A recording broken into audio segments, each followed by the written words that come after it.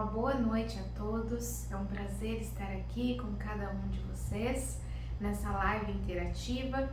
E eu gostaria de contribuir também lendo alguns textos que estão na meditação Maranata, no dia 15 de março. Eu achei lindíssimo, um assunto de muita importância que creio que vai trazer muita edificação para cada um de nós.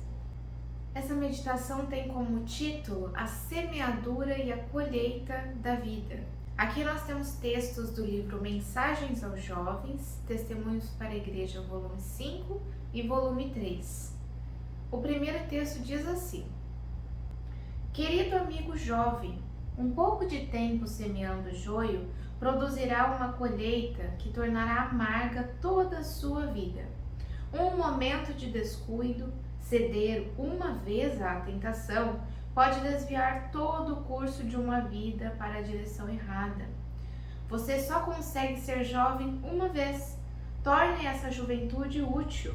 Uma vez que você passou pelo caminho, não poderá retornar para corrigir seus erros. Satanás se disfarça de anjo de luz.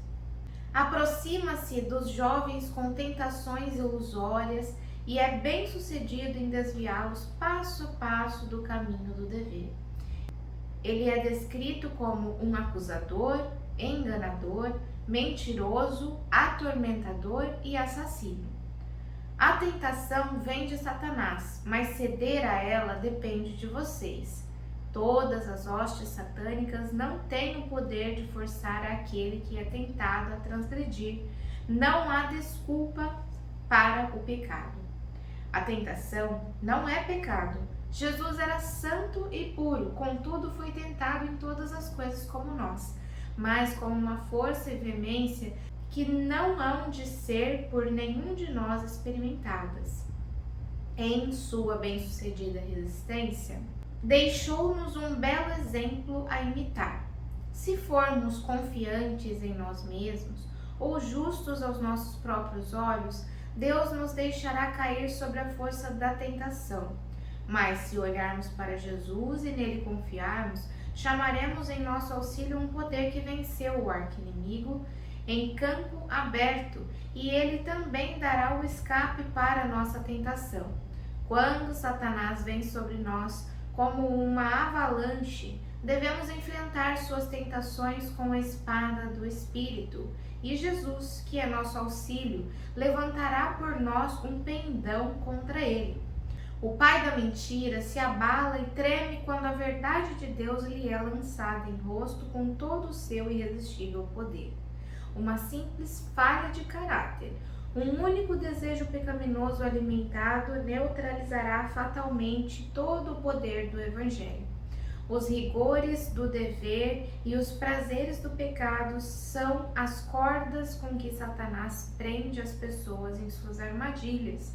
Os que preferem antes morrer a praticar um ato errôneo são os únicos que serão achados fiéis. Os jovens possuirão tão firmes princípios que as mais fortes tentações de Satanás não os afastarão de sua fidelidade. Temos bons exemplos do poder mantenedor de firmes princípios religiosos. A arrebatadora cova dos leões não pôde impedir Daniel de realizar suas orações diárias, nem a fornalha ardente induzir Sadraque e seus companheiros a se prostrarem diante do ídolo que Nabucodonosor erguera. Jovens de princípios firmes preferirão rejeitar o prazer, desafiar a dor e até enfrentar a cova dos leões e a terrível fornalha de fogo ardente, em vez de serem desleais a Deus. Notem o caráter de José. A virtude foi severamente provada, mas seu triunfo foi completo. Em todos os pontos, o nobre jovem resistiu ao teste. O mesmo princípio elevado e inflexível se fez notar em toda provação. O Senhor estava com ele e a sua palavra era lei.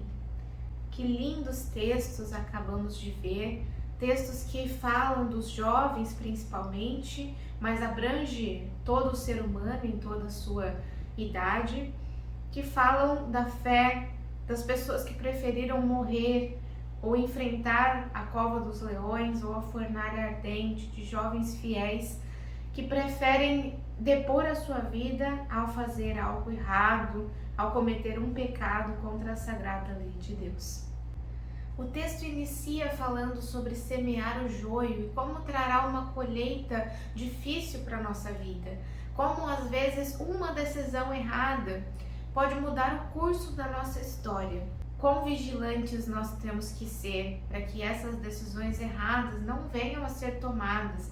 Que com Cristo nós possamos estar com aquele que venceu Satanás em campo aberto, como eu disse aqui, e ele nos dará força, não de nós mesmos, nós sabemos, mas nos dará força para vencer essas tentações e que o curso da nossa vida não seja mudado por maus hábitos, por erros que podem nos acarretar muitos males. Nós vemos aqui que a tentação por si não é pecado. O próprio Cristo foi tentado e ele era puro e sem pecado. Portanto, nós passaremos por tentações. Mas cair nessas tentações, isso sim está ao nosso alcance e depende de nós. E ao cairmos, assim se torna pecado. Diz também que aqueles que estão prontos preferem morrer do que cometer um pecado, do que transgredir a lei, estes que serão chamados fiéis. Aqui diz que uma simples falha de caráter ou um desejo pecaminoso que foi acariciado neutralizará a palavra de Deus em nosso coração. Neutralizará fatalmente o poder do Evangelho. É muito sério o que vem dizendo aqui. Que nós possamos ter essa firmeza de caráter, que nós possamos ter a força que vem de Cristo, aquele que venceu Satanás em uma tentação que nós jamais poderemos sentir.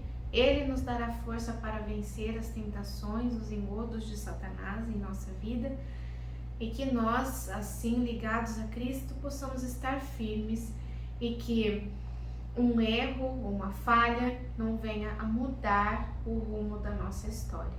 Amém.